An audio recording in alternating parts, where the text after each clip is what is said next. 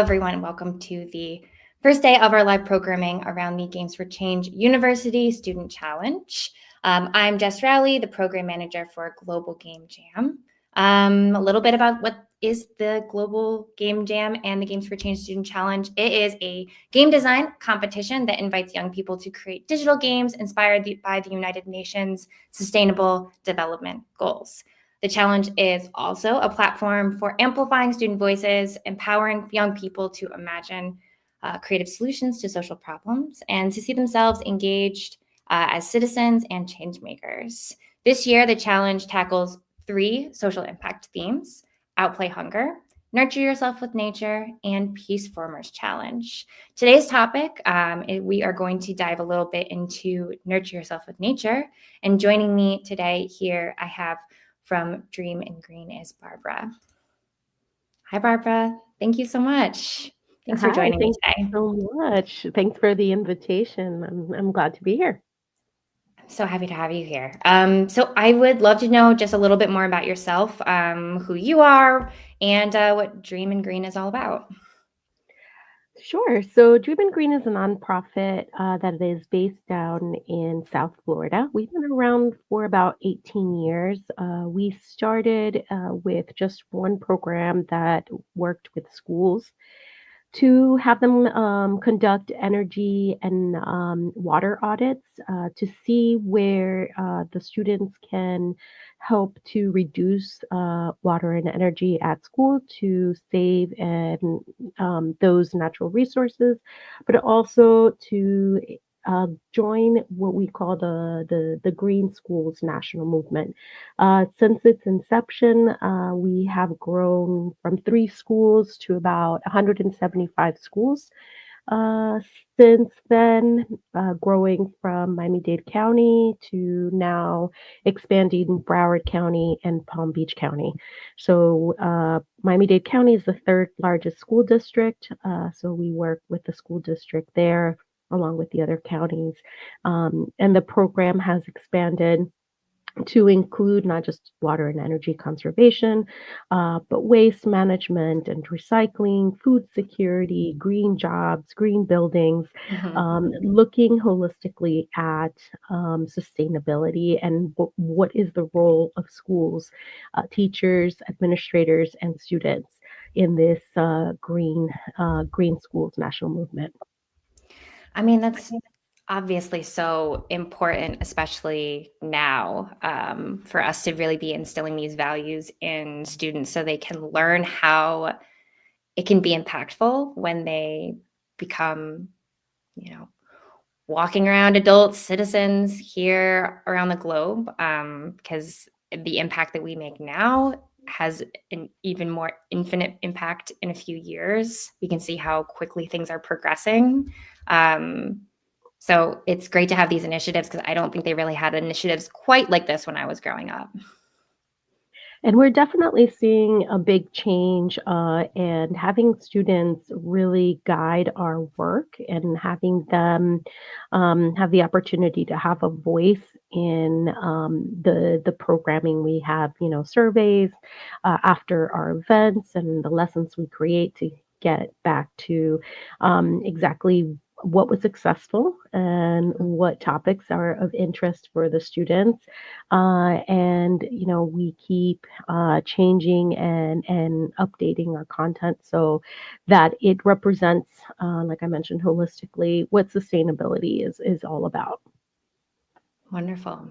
Well, as I said before, one of the themes for the Games for Change Student Challenge is Nurture Yourself with Nature. And a lot of it is about the anxiety that comes with the ever-changing ecosystem and how rapidly things are changing. And it often feels like the changes that we can make as an individual person doesn't have as much of an impact as you think it might, but it really actually does. Um, so I'll just start with this question. How do you think interacting with nature can help reduce that eco-anxiety and improve mental well-being, both with students and with adults? Well, I think that the biggest thing is that if we care about something, we take care of it, right? Mhm. And so one of the things that we try to do through our programming is that the lessons go beyond the classroom. So it's not just something that you can learn in school through a textbook, but is that the lessons and activities encourages you to go outside that bubble and implement solutions, because I think one of the things that causes anxiety with students is that they feel they can't do anything about it, right? Mhm. You just Yeah. mentioned that the problem is too big. How is it my responsibility to like save the planet? That is a big, a big burden, right?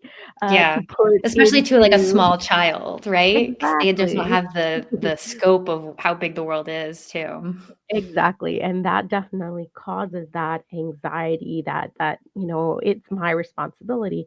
And the way that we try to do it through all of the topics that we discuss in the program, it is we break it down to simple things that affect personal behavior, that affect your personal, everyday, day to day environment, so that you take it not as this whole big problem, but you break it down into little Mhm. pieces.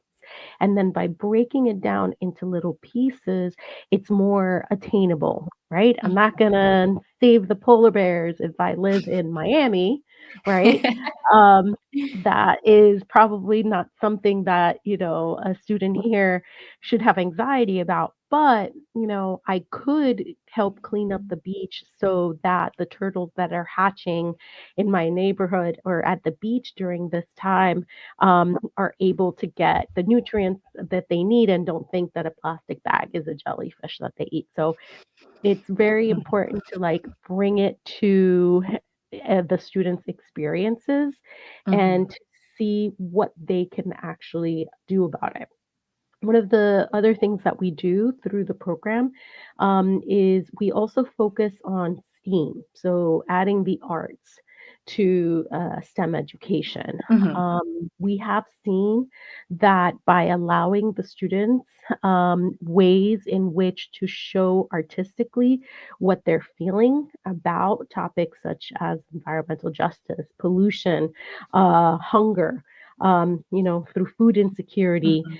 it helps them to have a way to release that anxiety, Mhm. share it with others, and then have the ability to learn, and have the resources and tools to talk about it and maybe do something about it locally. Yeah, I mean, it's, a lot of times the artistic expression, can present itself with maybe some solutions or ideas rather than just thinking about how overwhelming it can feel and how you wanna do all these make all these changes, that you feel like you can't make. But through artistic endeavors, it kind of puts things maybe into perspective too. It allows kids to even show what they're thinking because they might not even have the vocabulary to deal with the how big of an emotion they might feel about it. True. Um, how do you think emotional engagement and personal reflection about nature can be encouraged through gameplay? I think that's such a great question. I mean, I remember when I was younger, I was always outside. Uh, Hmm. Same. and so, my parents, Saturdays and Sundays at 10 o'clock, we'd, be let out of the house and basically don't come back until lunchtime or don't come back until, supper time. And, and that being outdoors, was definitely very important because we had to create our own games, right? Mhm. We had to create our own fun. We had to connect with the environment around us and see how we can entertain ourselves. Because, and I'm dating myself, my parents only had one TV at home where we all watched. Mhm. Basically, we all had to watch the same thing. So, there were specific times for, cartoons, and that was it. The rest of the time was grown-up time, right? Video games themselves were not something that it was very common for families.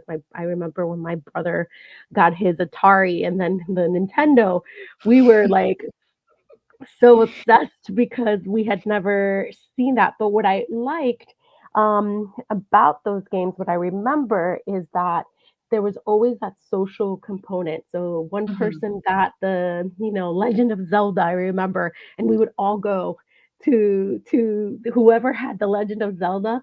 And while one person was playing, there was that whole interaction Mhm. of helping to win the challenge or like Yeah, win the solve the game, puzzles. to Yeah. solve the puzzle.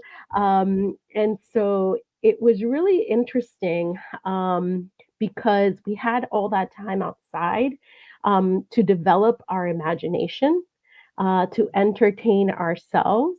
That I think when video games started, we had a very unique way of looking and solving problems that Mhm. were related to what we had experienced on our own, having to build forts outside and tree houses and materials and some of those things are related to what you had to do in the games that they had, Mhm. so that connection of having been out and having developed that imagination, I think helped us to be better problem solvers when Definitely. we were playing games.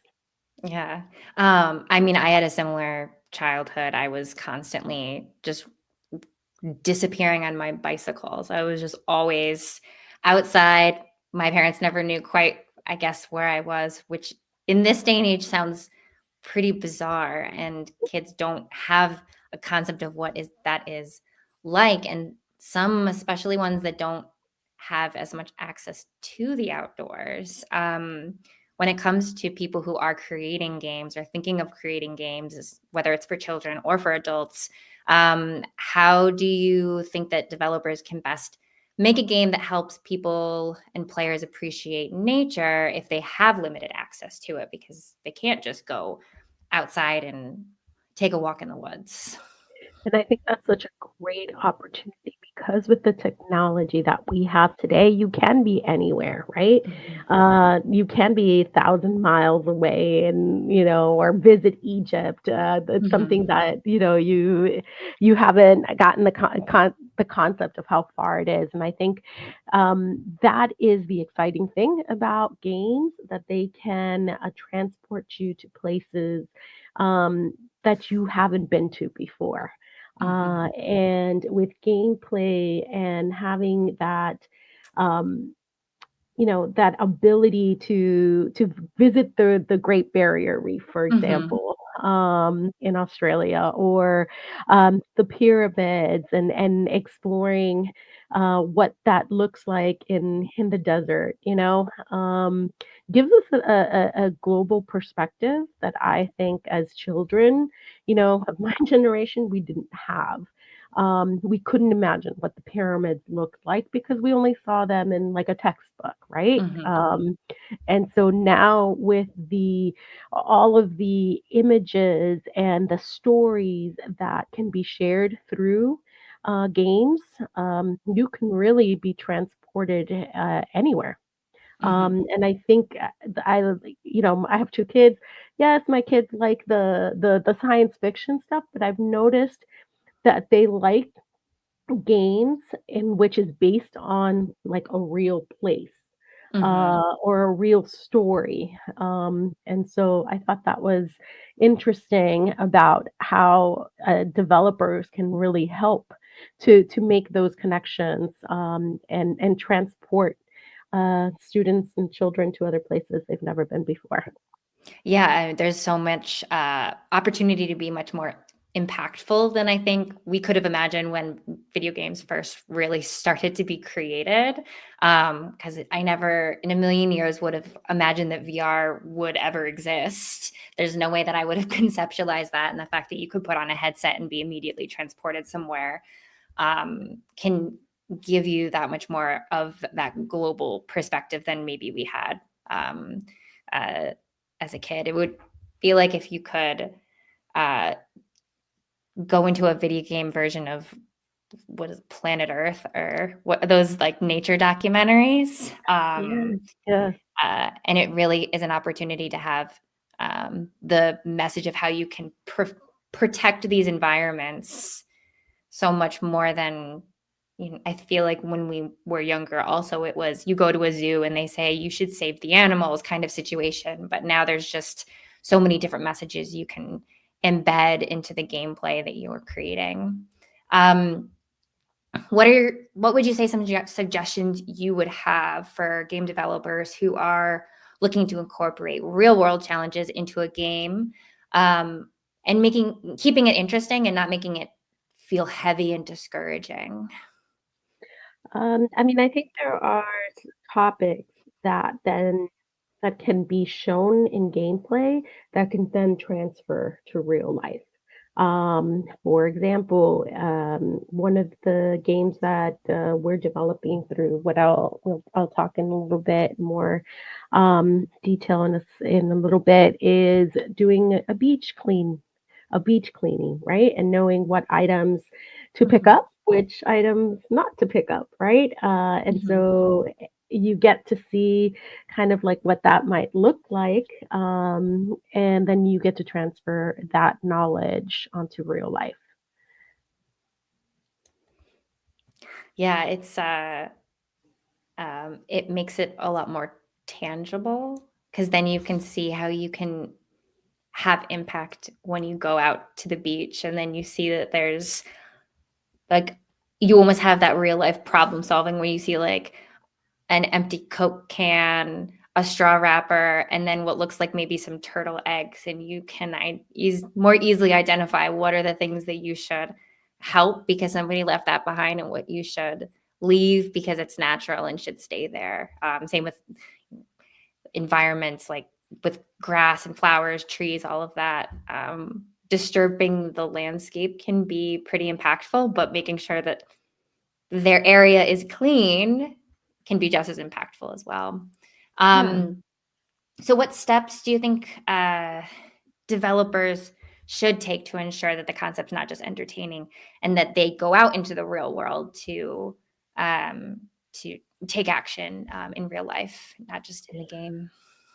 I think developers should look at the environment around them and, where there is a need for behavior change that can be done by a single person or groups of people. Again, going back to that idea that like one person is not going to save the entire planet, right? That's Mhm. kind of more in the science I feel like fiction. Captain Planet would disagree, but Yeah. I love Captain Planet, right? I mean, and I think there is room for that as well, right? Think big, dream big, right? Be that Mhm, eco hero. But mhm, I also think that we have a responsibility to explore what we can do individually as well. So designing a game that helps your community talk about endangered animals, mhm, and talk about um, water resources,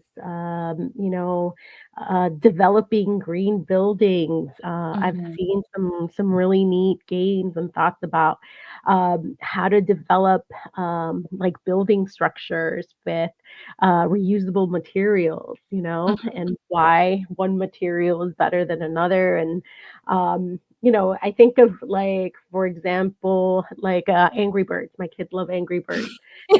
You know, like Angry Birds had, this structure, right? It was like mhm. you needed to kind of know some physics to be able to, like, get those pigs, right? Yeah. Exactly. Um, so I think that there's a great opportunity for joining the knowledge base, but also being fun and then inspiring action. Yeah, because it is important to have that balance.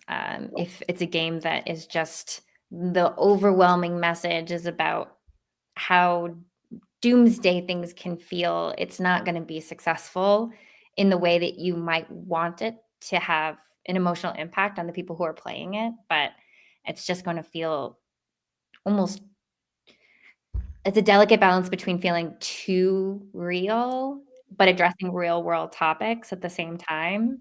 Um, so, like Angry Birds, are there any games, because I have a game that I play a ton that is, I think, a fairly good example of, just understanding ecosystems. Are there any games that you've played or aware that tackles this concept successfully?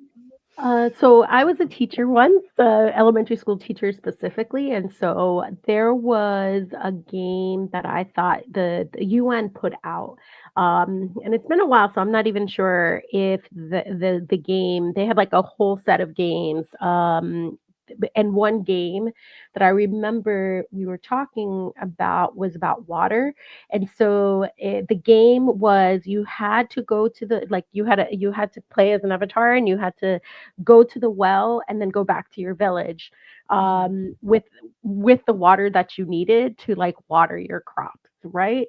And the UN did that game to show water scarcity and how like there are a lot of people that don't have access to clean fresh water just by like turning on mhm, their faucet.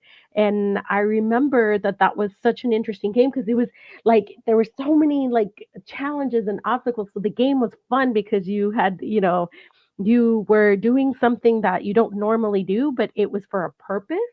mhm, Uh, and then you learned something. Did you get enough mhm. water back to It's to like your it seems like village? such a simple concept too, but there's Yeah. so much that I think that that's a great example because it doesn't have to be this big, massive, challenging topic. It can be something that's a bit more simple ball of challenges that you can come across in that kind of environment.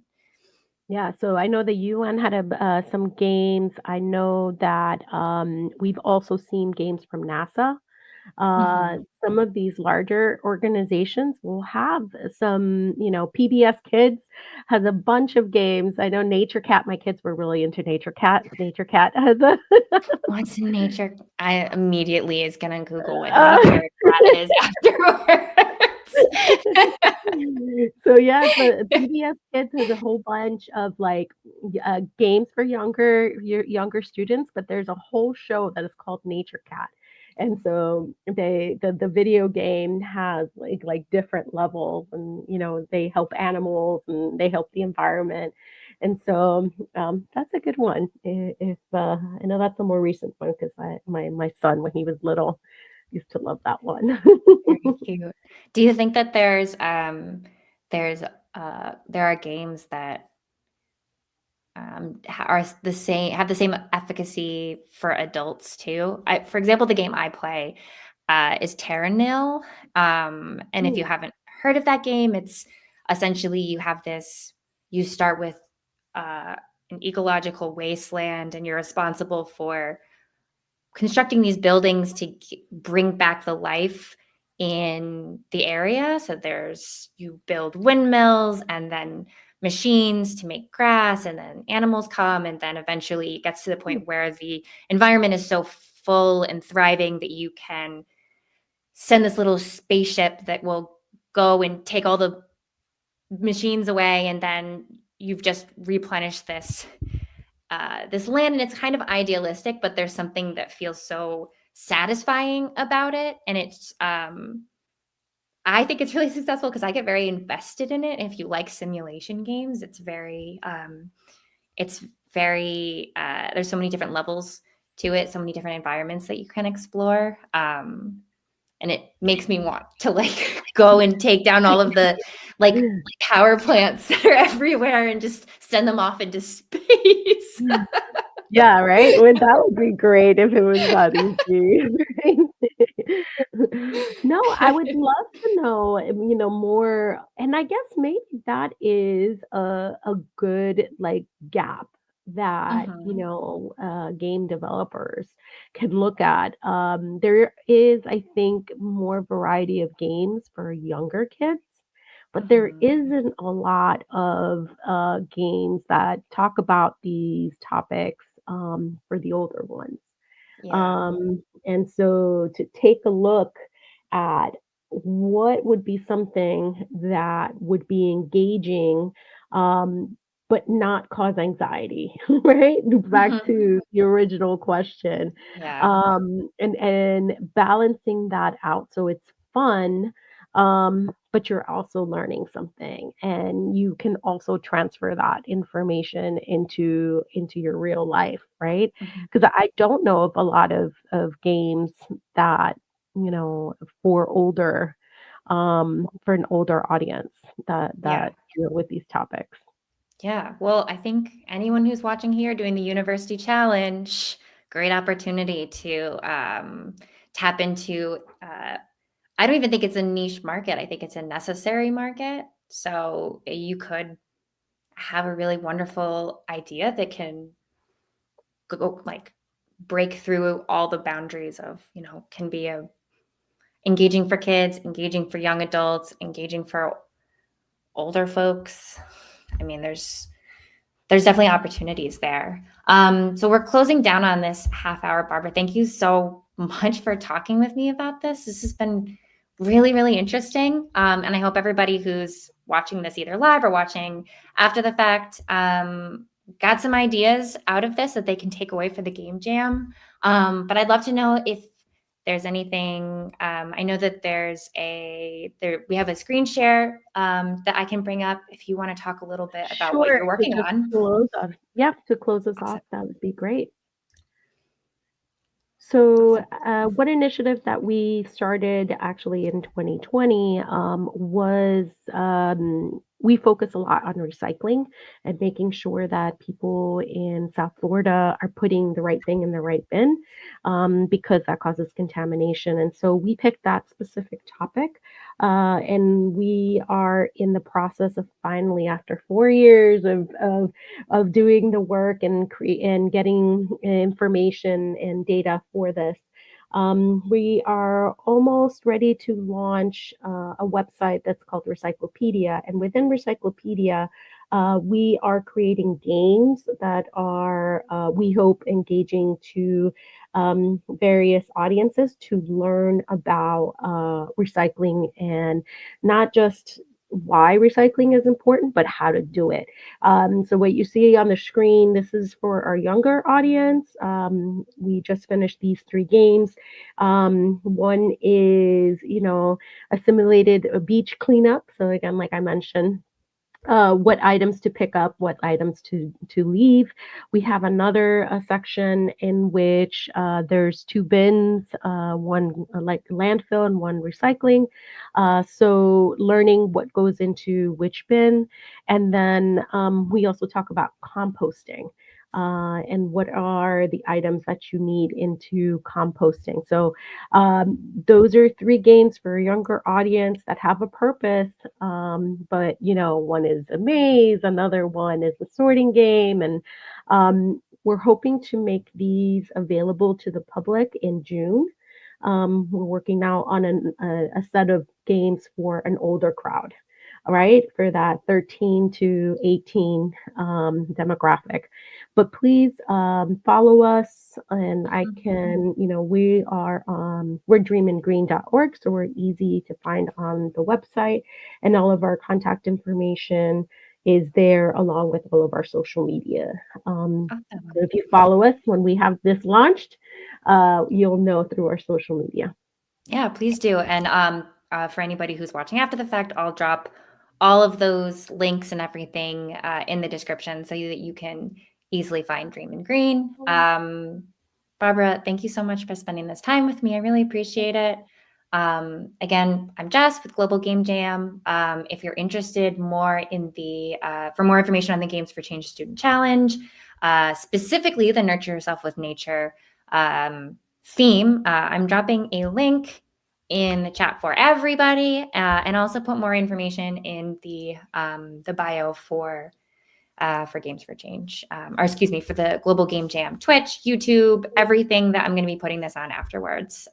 So yeah, gamesforchange.org, gamesforchange.org/student challenge. And it's ongoing until April 18th. All right. Well, I hope everyone has a wonderful rest of your day wherever you are.